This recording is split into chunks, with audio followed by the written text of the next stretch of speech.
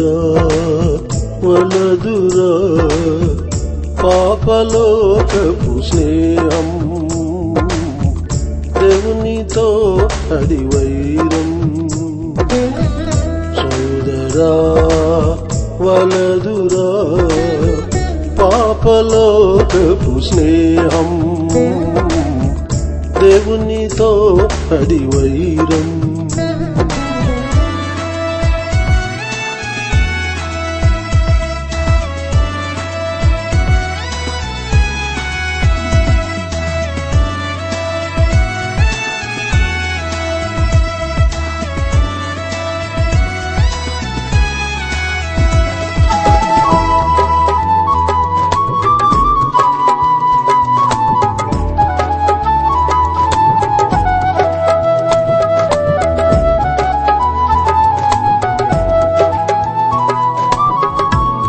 పాపగరళమును పాయసమేయని భ్రాంతి నొందేవురా,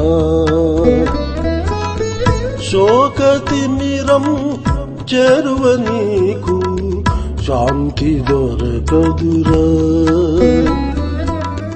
పాపగరళమును పాయసమేయని భ్రాంతి నొందేవురా, శోకతిమిరం చేరువ నీకు శాంతి దొరకదురా. లోకడంబములు ఎండమావులే, లోకడంబములు ఎండమావులే ఎదురయ్యే నీకు గండాలే, ఎదురయ్యే నీకు గండాలే.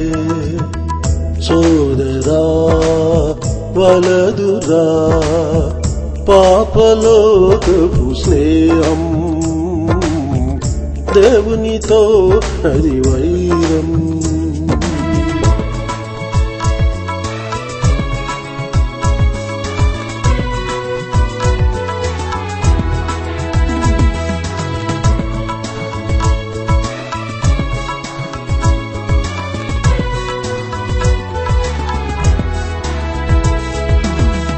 పాప ఫలితం మరణం సుమ్మ, పతనం చెందేవురా. ఆరని అగ్నిలో ఆహుతి అయ్యేవు, ఆదుకొనరెవ్వరు. పాప ఫలితం మరణం సుమ్మ, పతనం చెందేవురా. ఆరని అగ్నిలో ఆహుతి అయ్యేవు, ఆదుకొనరెవ్వరు. తీరని వేదన తప్పదు నీకు, తీరని వేదన తప్పదు నీకు, నీ బ్రతుకంతా కన్నీరే, తీర్చేవారెవరు ఉండరురా. సోదరా వలదురా పాపలోకపు స్నేహం,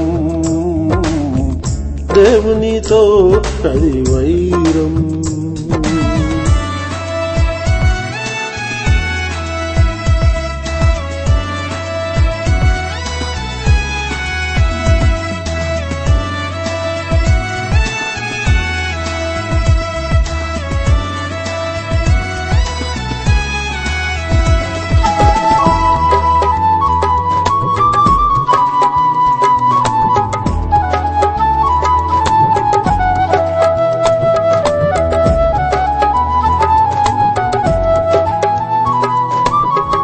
ఏసే మార్గం, ఏసే సత్యం, ఏసే జీవమురా. యేసుని వేడిన పాపము పోవును, పరమున చేరేవురా. ఏసే మార్గం, ఏసే సత్యం, ఏసే జీవమురా. యేసుని వేడిన పాపము పోవును, పరమున చేరేవురా. నిత్యానందం నిత్య జీవము నిత్యానందం, నిత్య జీవము నిక్కముగా నీకు ఇచ్చునురా, నిక్కముగా నీకు ఇచ్చునురా. సోదరా వలదురా పాపలోకపు స్నేహం, దేవునితో అది వైరం. దేవునికి స్తోత్రం. ప్రవచన ఛానల్ ప్రేక్షకులందరికీ ప్రభువైన యేసుక్రీస్తు వారి శ్రేష్టమైన నామములో శుభాభివందనాలు. మరొకసారి మీ గృహాల్లోకి నన్ను ఆహ్వానించినందుకు మీకు ఎంతైనా వందనాలు. మీ కొరకు ప్రతిరోజు మిమ్మల్ని ప్రార్థనలో జ్ఞాపకం చేసుకుంటున్నాను. మరి ఈ సమయంలో దేవుడు ఇచ్చిన అవకాశాన్ని బట్టి మనం దేవునికి వందనాలు చెల్లిస్తున్నాం. మరి వాక్యాలకు మీదకి పోదాం. నేటి దినాల్లో కొన్ని వారాలుగా రోమీయులకు రాసిన పత్రిక 8వ అధ్యాయం మనం చదువుకుంటున్నాము. మరి మీకు మనవి చేసుకున్నాను, నేను ప్రతిరోజు ఈ అధ్యాయం చదువుకోండి అని. ఎన్ని పనులు ఉన్నప్పటికీ ఖాళీ దొరికినప్పుడు, ఇలా రాత్రులు ఎప్పుడైనా గబుకు నిద్ర పట్టక, ఏమి తోచినప్పుడు, లేదా బస్సులో ప్రయాణం చేస్తున్నప్పుడు, లేదా ఏదైనా ఫంక్షన్కి వెళ్ళి ఖాళీ మీ దగ్గర ఎవరు కూర్చోకుండా మీరు ఒంటరిగా కూర్చున్నప్పుడు ఈ వాక్యాలు చదువుకోండి. దానిలో ఉన్న సారాంశం మీకు ఆత్మలో ప్రవేశించి ఆత్మ బలపడుతుంది. కనుక మీరు అలా చేశారని నమ్ముతున్నాను నేను. అలా చేసిన వాళ్ళందరికీ మీకు వందనాలు. దేవుడు మిమ్మల్ని అత్యధికంగా ఆశీర్వదించునుగాక. రోమీయులకు రాసిన పత్రిక 8వ అధ్యాయము 5వ వచనం మళ్ళీ ఒకసారి చూసుకుందాం. శరీరానుసారులు శరీర విషయముల మీద మనసుంతురు, ఆత్మానుసారులు కేవలం ఆత్మకు సంబంధించిన విషయాల మీదే మనసు పెడతారు. ఈ ఆత్మానుసారులు శరీరానుసారమైన విషయాలను పట్టించుకోరు. అది వాళ్ళు ఆటోమేటిక్గా వాళ్ళకి నేచురల్గా వచ్చేటువంటి క్వాలిటీ, స్వభావం అన్నమాట. శరీరానుసారమైనటువంటి విషయాలు ఏమన్నా వాళ్ళు తటస్థిస్తే రిపెల్లెంట్ అంటారు దాన్ని, అంటే విరక్తి చెందుతుందన్నమాట. అంటే అట్రాక్షన్కి ఆపోజిట్ రిపెల్లెంట్, వేరైపోతుంది, వాళ్ళకి ఇష్టం అనిపించదు. ఇప్పుడు కూరలో ఏదన్నా ఉప్పు ఎక్కువైంది అనుకోండి, ఆ టేస్ట్ మారిపోద్ది. కారం ఎక్కువైపోయింది అనుకోండి, టేస్ట్ మారిపోద్ది. ఏం మసాలాలు ఎక్కువైంది అనుకోండి, టేస్ట్ మారిపోద్ది. అట్లానే ఆత్మానుసారమైన మనసు కలిగిన వాళ్ళకి శరీరానుసారమైన మనసు కలిగిన మనుషులు తటస్థించినప్పుడు వాళ్ళ ఫీలింగ్స్ మారిపోతాయి. వీళ్ళు ఎందుకున్నారు ఇక్కడని వాళ్ళతో మాట్లాడబుద్ధి కాదు. బంధువులే కావచ్చు. చాలా దయమైన పరిస్థితి ఏంటంటే వీళ్ళు మందిరానికి బయలుదేరుతారు ఆదివారం, అప్పుడే వస్తారు చుట్టాలు. వాళ్ళు తీసుకొని రండి మందిరానికి, అంతేగాని ఈరోజు చుట్టాలు వచ్చారు అందుకని మందిరానికి పోము అని అనడానికి లేదు. అసలు దేవుని మీద ఉండే ప్రేమకు అది గుర్తు కాదు. ప్రభు శిష్యుల్లో ఒకడు అని ఉంది అక్కడ. అయ్యా మా నాన్నగారు చచ్చిపోయాడు, నా తండ్రి చచ్చిపోయాడు, వెళ్ళిపోయి నేను పూడ్చిపెట్టి వస్తాను, వెళ్ళొస్తాను నేను అంటే ప్రభు అంటాడు, నువ్వు నాతో ఏమని కమిట్మెంట్ చేసుకున్నావు? ఆయన శిష్యుల్లో ఒకడని ఉంది. నాతో శిష్యునికానికి నువ్వు కమిట్మెంట్ అయినప్పుడు నేను నిన్నే వెంబడిస్తా, నీ వెంబటే ఉంటా, నిన్ను విడిచిపెట్టను అని కదా నువ్వు కమిట్మెంట్ చేసుకుంది. ఇప్పుడు మీ నాన్న చచ్చిపోయాడని, ఆమె చచ్చిపోయిందని వెళ్తానంటే ఆయన విచిత్రమైన మాట అన్నాడు. మృతులను పాతి పెట్టుకొని నువ్వు వెళ్తే వాళ్ళు బతకరు కదా, వెళ్ళి కాసేపు ఏడుస్తావేమో, నీ ఏడుపు చూసాను బతుకుతాడా? అది జరిగే పని కాదు కదా. మృతులను పాతి పెట్టుకొని నువ్వు వచ్చి నన్ను వెంబడు అంటే మీ నాన్నగారి బరియల్స్కి నువ్వు పోవద్దని. కొన్ని ఫోన్ వస్తూ ఉంటుంది నాకు, అదిగారు ఈరోజు ప్రార్థన పెట్టకండి అని. ఎందుకంటే ఊరిలో ఒక ఆయన చచ్చిపోయింది. ఆ చచ్చిపోయిన ఆయన మారుమోసి పొందిన అతను కాదు, నరకానికి పోతాడు గ్యారంటీ. ఆయన కోసం ప్రార్థన ఆపేది నేను కాదు, మైక్ ఆపేస్తాం అనుకో, డిస్టర్బెన్స్ లాంటి. అయితే వాక్యంలో ఉంది మాట, ఏడ్చు వారితో ఏడవండి, సంతోషించే వాళ్ళతో సంతోషించింది. దేవుని పని విషయంలో ప్రభు చెప్పాడు కదా, నా తండ్రి చచ్చిపోయాడు అంటే అయ్యో మీ నాన్న చచ్చిపోయాడా, వెళ్ళి ఇంకెక్కడ ఉన్నావేంటి అనాల్సిన ప్రభు నువ్వేం వెళ్ళక్కర్లేదు. ప్రభువైన యేసుక్రీస్తు వారు ఒక చోట అంటాడు, నాకంటే తన కుమారునైనను కుమార్తెనైనను తల్లినైనను నాకంటే ఎక్కువగా ప్రేమించేవాళ్ళు నాకు పాత్రులు కాదు. కుమార్తె విషయం, కుమారుని విషయం, తల్లిని తండ్రిని నాకంటే ఎక్కువగా ప్రేమించేవాడు నాకు పాత్రుడు కాడు ప్రభు అన్నమాట. అంటే వాళ్ళని లెక్క చేయొద్దని కాదు, వాళ్ళని ద్వేషించమని కాదు. అబ్రాహాముని దేవుడు పరీక్షించాడు, నీకున్న ఒక్కగానొక్క కొడుకుని తీసుకొచ్చి నాకు బలి అంటే అతని ప్రేమకు టెస్ట్ ఇది. ఆయన ప్రేమని రుజువు చేసుకోవడానికి పరాకాష్ట, క్లైమాక్స్. పుట్టక ఎప్పుడు కాటికి కాలు చాచుకున్న టైంలో పుట్టాడు పిల్లగాడు, గారాల పుత్రుడు. చూసుకుంటూ మురిసిపోతున్నారు తల్లిదండ్రులు. అట్లాంటి సమయంలో దారుణంగా, నిర్దయగా, కఠోరంగా, నిష్కర్షగా నాకు బలిచ్చా అంటున్నాడు ఏంటి ఆయన.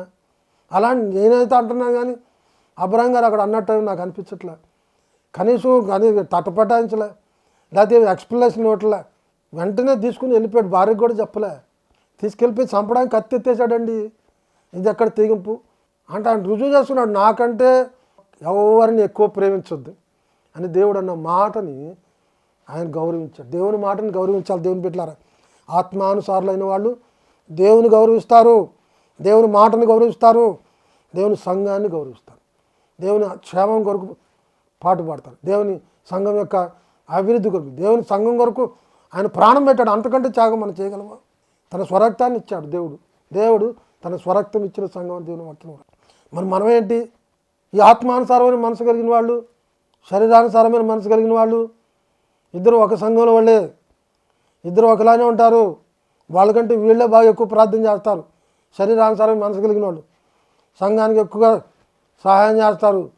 పాస్టర్ గారితో మీటింగ్లు పెట్టుకొని కానుకలు భాగిస్తారు. ఎక్కడ మీటింగ్లు అయితే అక్కడికి వెళ్ళిపోతారు. 40 రోజులు ఉపవాస ప్రార్థన, 21 రోజు ఉపవాస ప్రార్థన. ఎందుకు? పరలోక రాజ్యానికి పోతామని కాదు.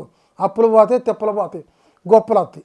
అప్పులు పోతాయి, తిప్పలు పోతాయి, గొప్పలు వచ్చేస్తాయి, జబ్బులు పోతాయి, డబ్బులు వచ్చేస్తాయి. అంతేగాని పరలోక రాజ్యానికి వెళ్తాం దేవుని దగ్గర ఉంటే ఆ మాట చెప్పొద్దు. అస్సలు వద్దు. నీకు బతకాలి ఇంకా లోకం చూడడానికి. కనుక వీళ్ళిద్దరూ ఒక రకంగా ఉంటారు కానీ శరీరానుసార్లే ఇంకా డెవలప్ అవుతారండి, అభివృద్ధి చెందుతారు. ఆత్మానుసారంగా ఉన్నవాళ్ళేమో దరిద్రం పట్టినట్టు సరైన గుడ్లలో వేసుకోవడానికి సరైన తిండి ఉండదు పాపం. వీళ్ళకిలాగా కార్లు, మోటార్ సైకిళ్ళు వేసుకొని రారు. బొంగరాలు తగిలించుకొని మంచి డ్రెస్ వేసుకొని చాలా అందంగా ఉంటారు. వాళ్ళ మాటకు చలామణి సంఘంలో వాళ్ళ అవకతవకలు, వాళ్ళ లోపాలు ఏమైనా తెలిసినా అయ్యగారు వాళ్ళని ఏమనరు, వాక్యంలో కూడా విమర్శించరు.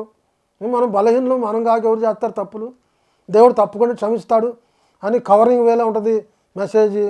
వాళ్ళని నొప్పించకుండా అన్ని విధాలు మెప్పించేలాగా. యాకోబు పత్రికలో అంటాడు ఆ మాట, నా సొంత మాటలు కాదు. మీ సంఘంలోకి ఒకడు పట్టు వస్త్రాలు వేసుకొని ఉంగరాలు పెట్టుకొని వస్తే అయ్యగారు మీరు రండి ఇక్కడ కూర్చోండి అంటాడంట. యాకోబు అంటాడు ఆయన. మరి ఆయన చూశాడు ఆయన సంఘంలో. ఇలా వాళ్ళు పేదవాడు వస్తాడు, నువ్వు అక్కడ కాదు, నువ్వు అక్కడ కింద కూర్చోవాలి అంటాడు. సంఘంలో ఇలాంటివి ఉంటాయి సహజంగా. మరొక వాళ్ళు నాబోటుడు ఆ విశ్వాసంలో బలహీనుడు ఇలా అనుకుంటాడు. వాళ్ళు భక్తి లేని వాళ్ళు కదా, వాళ్ళు సంపాదించే సంపాదన అక్రమం కదా, వాళ్ళు లోకంలో ఎట్లా ఉంటున్నారు తెలుసు కదా, దేవా నువ్వు వాళ్ళని ఆశీర్దిస్తున్నావు నువ్వు అని అన్నానుకో. 30వ కీర్తనలో జవాబు ఉంది అక్కడ. చెడ్డవారిని చూచి నువ్వు మత్సరపడకము, దుష్కార్యములు చేయవారిని చూసి మత్సరపడబాకు. వారు పచ్చని కూరల్లాగా బాగా ఎదుగుతారు.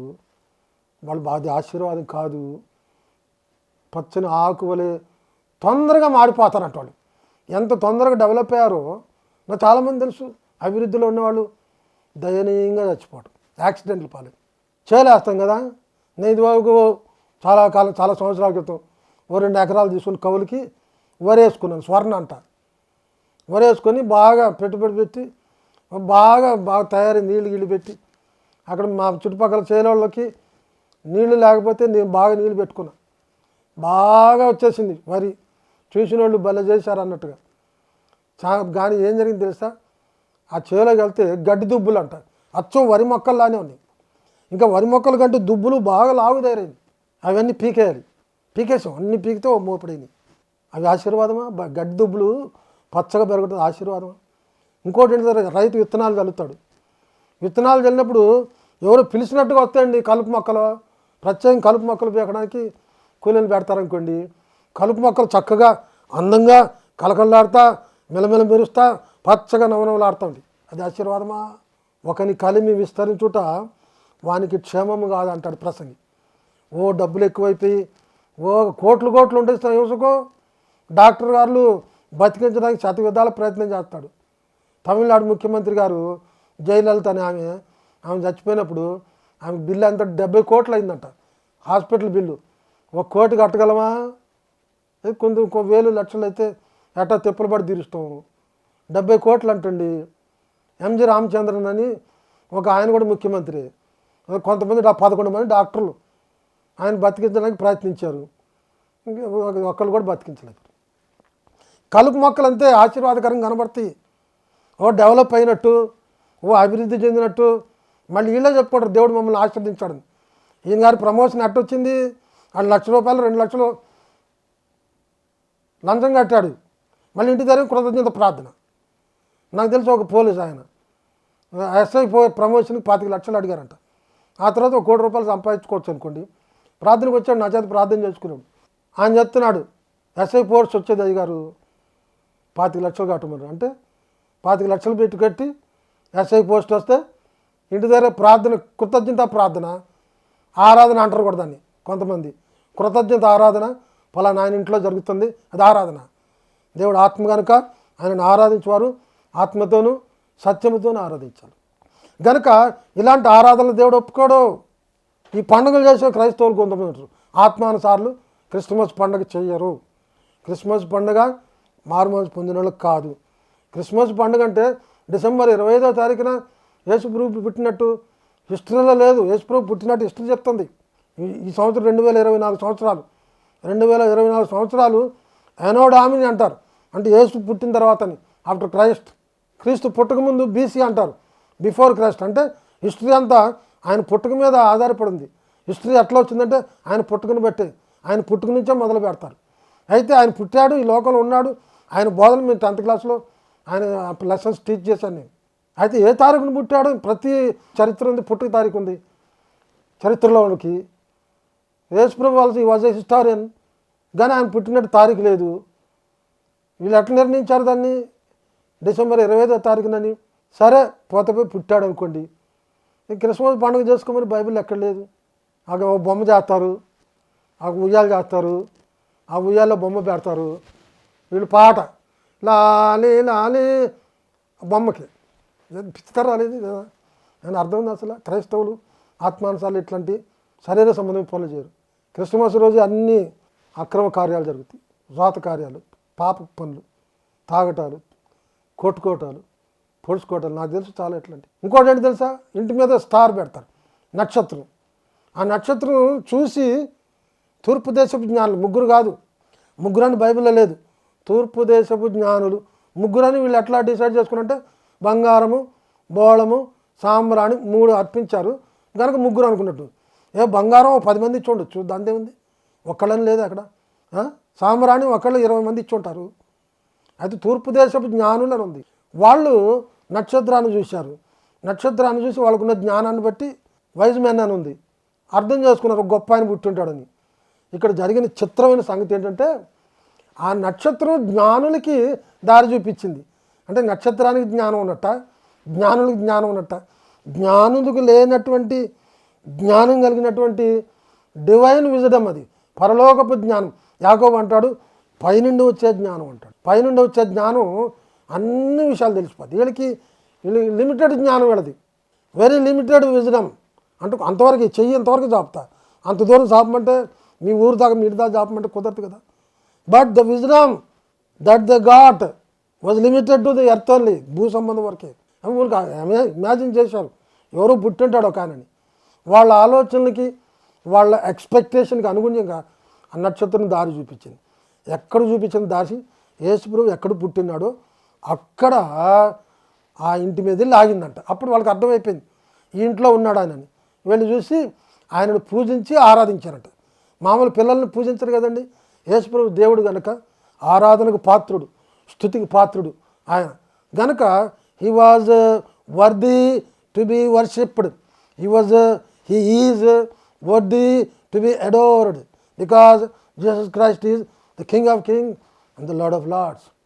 యేసు నామం అన్ని నామముల కంటే ఉన్నతమైన నామం యేసు ప్రభు, యేసు క్రీస్తు అందరికీ ప్రభువు. ఇక్కడ నేను చెప్పొచ్చేది ఏంటంటే యేసు ప్రభు ఎక్కడున్నాడో, ఏ ఇంట్లో ఉన్నాడో ఆ ఇంట్లో ఆ ఇంటి పైన నక్షత్రం ఉంది. ఈరోజు ఎంతోమంది ఇంటి మీద గుళ్ళ మీద నక్షత్రాలు పెడుతున్న వాళ్ళతో ముక్కు సూటిగా ప్రవచన ఛానల్ ద్వారా అడుగుతున్నా, మీ నక్షత్రం పెట్టిన ఓ ప్రియులారా మీ ఇంట్లో యేసుప్రభు ఉన్నాడా? యేసుప్రభు లేకుండా మీరు నక్షత్రం పెట్టడం అంటే చాలా అపహాస్యాస్పదం. నా ఇంటి మీద నేను స్టార్ పెట్టాను అనుకోండి, ఇంట్లో యేసుప్రభు ఉన్నాడని. ఇంట్లో యేసుప్రభు కాదు, వేరే వేరే వాళ్ళు ఉంటారు. ఒక దానికి తల్లి గారికి మారుమోసు పొందింది అనుకోండి, భర్త గారికి మారుమోసు లేదు అంటే యేసుప్రభు లేడు అక్కడ. యేసుప్రభు ఉన్నట్టుగా సూచించాలి. Practical. It should not be A religious one, మత సంబంధమైంది లేదా traditional. It should not be traditional, ఆచార సంబంధంగా ఉండకూడదు. శరీర సంబంధమైన వాళ్ళు చేసేటువంటి పనులు ఇవి. నేను ఏం చేస్తున్నప్పుడు మా అమ్మలు నామకార్థ క్రైస్తవులు, క్రిస్మస్ పండుగ వస్తుందంటే నేను కళ్ళుగా అంటా ఉన్నాను. డిసెంబర్ మొదలైన కాడ నుంచి ఈ కేరళ పార్టీ ఒకటి వచ్చేది 20వ తారీఖున జిల్లమ్మటి వచ్చి పాటలు పాడి డ్రమ్ములు కొడుతుంటే ఆ వాయిద్యాలు వాయిస్తుంటే అంత సంతోషం ఏదో.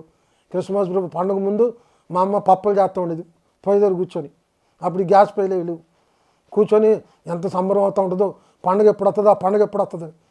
క్రిస్మస్ పండుగ రానే వస్తుంది.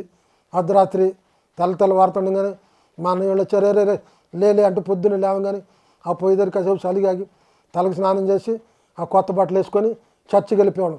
చందా వేసేవాళ్ళు. ఎంత గొప్ప, ఎంత సంతోషం ఏదో. ఆయన తీసుకొచ్చి సంచి దాగానే చందా వేసి ఇంటికి వచ్చేసేవాళ్ళు. ఇంటికి నాగానే మా అమ్మ పళ్ళాలు ఇచ్చి ఎళ్ళమ్మడి పంచమనేది. కొత్త బట్టలు వేసుకొని ఎళ్ళమ్మడి పంచేవాళ్ళు. భలే సంతోషమే. ఇక గబగబ మా అమ్మ పొలవ పెట్టేది, కోడి మొక్కలు శుభ్రంగా తినేవాళ్ళు. ఎంత సంతోషమో. తినేసి కాసేపు అవుతుంది చూడు, సైకిల్లో వచ్చి ఆ ట్యూబ్లో గాలి పోద్ది, ఇది సంతోషం తుస్ అంటాడు. అయిపోయింది అప్పుడే, పండుగ అప్పుడు అయిపోయింది. అయ్యో ఆ గాలి అందరూ పోయినట్టు. ఇంకా బాగా ఎప్పుడు పోద్ది తెలుసు గాలి. మా అమ్మ మరుసటి పొద్దున ఆ గిన్నెలు కడుగుతుండే చూసారా, ఆ వంటలు చేసిన గిన్నెలు, ఆ పప్పులోని గిన్నెలు అడుతుంది. ఎంత బాధ అయ్యేదో. అప్పుడే అయిపోయింది ఆ క్రిస్మస్ పండుగ. క్రిస్మస్ పండుగ ఉద్దేశం అది కాదు. యేసు ప్రభు పుట్టినప్పుడు దేవదూత చెప్పిన ఒక స్లోగన్, ఒక అనౌన్స్మెంట్ ఏంటి తెలుసా? To the whole universe, to the whole world there was a great, a wonderful announcement. ఒక అద్భుతమైన ప్రకటన. ప్రజలందరికీ కలగబోవు మహా సంతోషకరమైన సువర్తమానం ఇది. ప్రజలందరికీ no discrimination, no differences, for all the human beings. It is a great wonderful good news, happy news, the happiest news. అందరూ సంతోషించాల్సిన విషయం ఇది. అంత సంతోషమా? ఆయన పుట్టాడు, ఆయన పుడితే సంతోషం ఏంటి? సంతోషమే. ఇది అన్ఎండింగ్ సంతోషం, తెంపు లేదు, అంతమైనటువంటిది, అన్స్పీకబుల్, చెప్పన సత్యము కానీ ఇట్లా అని చెప్పుకోలేనటువంటి గొప్ప సంతోషం. దీనికి తెంపు లేదు, ఎప్పుడు ఉండేటువంటిది. క్రిస్మస్ పండుగ రోజు ఒక అయ్యగారు పాస్టర్ గారు ఆ చినిగిపోయిన చొక్కా, కద్దరు చొక్కా తీసుకొని కుట్టుకుంటూ ఉన్నాడు. ఏంటంటే అయ్యగారు, మీరు క్రిస్మస్ పండుగ చేసుకోరా? మీరంటే క్రిస్మస్ పండుగ ఎందుకు చేసుకోను? మరి ఏంటి బట్టలు కుట్టుకుంటున్నాను, చినిగిపోయి కుట్టుకుంటున్నాను. కొత్త బట్టలు వేసుకోవాలని ఎక్కడుంది? నాకు ప్రతిరోజు క్రిస్మసే. ప్రతిరోజు everyday is a Christmas for. ఎందుకంటే ఆ సంతోషము అలా డిసెంబర్ 25th ఉండేది కాదండి. 365 days, 365 రోజులు ఉండేటువంటి అలాంటి విషయం అది. క్రీస్తు పుట్టక it is a matter of eternal joy, unspeakable joy. తెంపులైనటువంటి తాత్కాలికంగా ఉండే సంతోషం కాదు. ఏంటి అందులో అంత గొప్పతనం?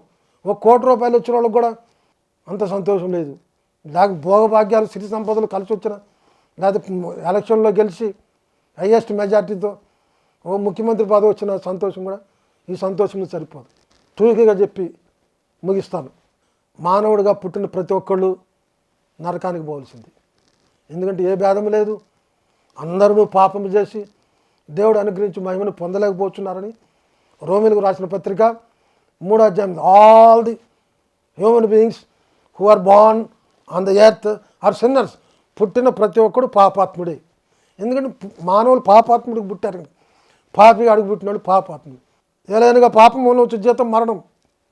అయితే దేవుని కృపావరము తన అద్వితీయ కుమారునిగా పుట్టిన వాని యందు విశ్వాసముంచు, అది 3:16 అనుకోండి. ఏ భేదం లేదు, అందరూ పాపం చేసి దేవుడు అనుగ్రహించి మహిమను పొందలేకపోతున్నారు. ఎలాగనగా పాపం వల్ల వచ్చే జీతము మరణం. అయితే దేవుని కృపావరము ప్రభువైన యేసుక్రీస్తునందు నిత్యజీవం. ఆ నిత్యజీవాన్ని మానవులకి ఇవ్వడానికి, నరకానికి పోకుండా చేయడానికి ఆయన పుట్టాడన్నమాట. మోక్ష మార్గాన్ని వాడికి. యేసు ప్రభు ఇంకా 600 సంవత్సరాలకు పుడతాడనగా బుద్ధుడు అనే ఆయన కపిలవస్తు నగరానికి యువరాజు. ఆయన సంసారాన్ని వదిలిపెట్టేసి గయ అనే చోట వెళ్ళి ఒక బోధి వృక్షం కింద కూర్చొని తపస్సు చేస్తున్నాడు. అసతోమా సద్గమయ తమసోమా జ్యోతిర్గమయ మృత్యోర్మా అమృతంగమయ అని శ్లోకం. ఆ శ్లోకం అర్థం ఏంటి? అయ్యా సత్యం ఏంటో మానవులకు తెలియట్లే. అసతోమా సద్గమయ, సత్యంలోకి మమ్మల్ని నడిపించయ్యా. తమసోమా జ్యోతిర్గమయ, మానవులు చీకట్లో కొట్టుమిట్టాడుతున్నారు, దారి తెలియట్లే, వెలుగు లేని జీవితాలు, మమ్మల్ని వెలుగులోకి నడిపించవయ్యా. జ్యోతిర్గమయ మృత్యోర్మా అమృతంగమయ, మానవులు మృత్యులైపోతున్నారు, ప్రతి ఒక్కరు చచ్చిపోతున్నారు. మృత్యువులు వీళ్ళు, మృత్యు పీడితులు వీళ్ళు. నిత్యజీవులుగా చేయి, చిరంజీవులుగా చేయి, అమరులుగా చేయి అని ఆ శ్లోకం యొక్క భావం. ఆ బోధి అనే ఉత్సవం కింద ఆయన కూర్చొని పాడాడు. ఆయన అడిగినటువంటి ఆ ప్రశ్నలకు ఈ భూమి మీద ఎవ్వరు సమాధానం చెప్పలేదు. 600 సంవత్సరాలు గడిచిపోయింది. అప్పుడు ఒక ఆయన వచ్చాడు, భూమండలం నడిబొడ్డును మొదలుపెట్టి అంటున్నాడు, నేనే మార్గం, నేనే సత్యము, నేనే జీవం. బుద్ధుడు పాడిన ఆ 3 ప్రశ్నలకి జవాబు ఒక యేసుప్రభువే చెప్పాడు. ఎంత గట్స్ కావాలి, ఎంత దమ్ము కావాలి, ఎంత కాన్ఫిడెన్స్ కావాలి. నేను మార్గం, ఐ ఆమ్ ద ట్రూత్. సత్యం తెలియట్లేదు అన్నావు కదా, నేనే సత్యం.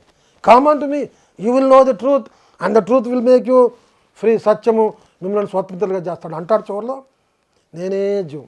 నా దగ్గరికి వచ్చినోడికి ఇక మృత్యువుకి బాధ లేదు, మృత్యువాత లేదు. ఇంకా అతనికి నిత్యజీవం నా దగ్గర ఉంది.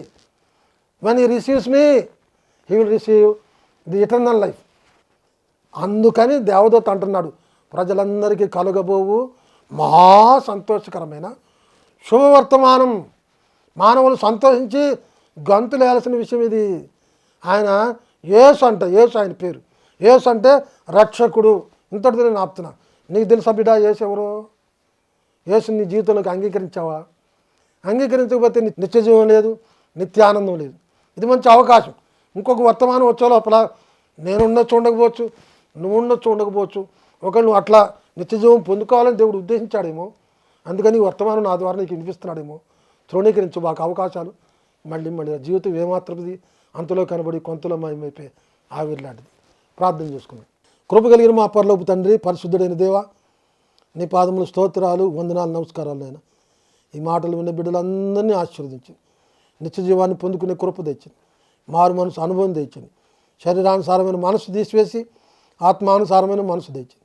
ఈ ప్రవచన ఛానల్ నడిపిస్తున్నటువంటి యజమాన్యాన్ని మీరు ఆశీర్వదించండి. వాళ్ళ కుటుంబాలను ఆశీర్వదించండి. వాళ్ళ పరిచయాలను ఆశీర్వదించండి. దాని తండ్రి దశ దిశల వారి యొక్క పరిచయం వ్యాపింపజేయండి. వేలాది మంది, లక్షలాది మంది ఈ ఛానల్ ద్వారా, ప్రవచన ఛానల్ ద్వారా ఆశీర్వదింపుడు కృప తెచ్చింది. బిడ్డలకు ఆరోగ్య భాగ్యాలు తెచ్చింది. ఈ మాటలు వింటున్న బిడ్డలు కూడా వారి కుటుంబాన్ని, వాళ్ళ వ్యక్తిగత జీవితాలు, వాళ్ళ ఒంట్లో ఉన్న బాధలన్నీ దూరపరచండి. వ్యాధులు, బాధలు, పీడలు, పిశాచులు దూరపరచండి. ఆయన నీ ప్రియకుమారుడు మా ప్రభు మా రక్షకుడైన యేసుక్రీస్తు వారి శ్రేష్టమైన నామములో స్తుతించి ప్రార్థించి వేడుకొంచున్నాము తండ్రి. ఆమేన్.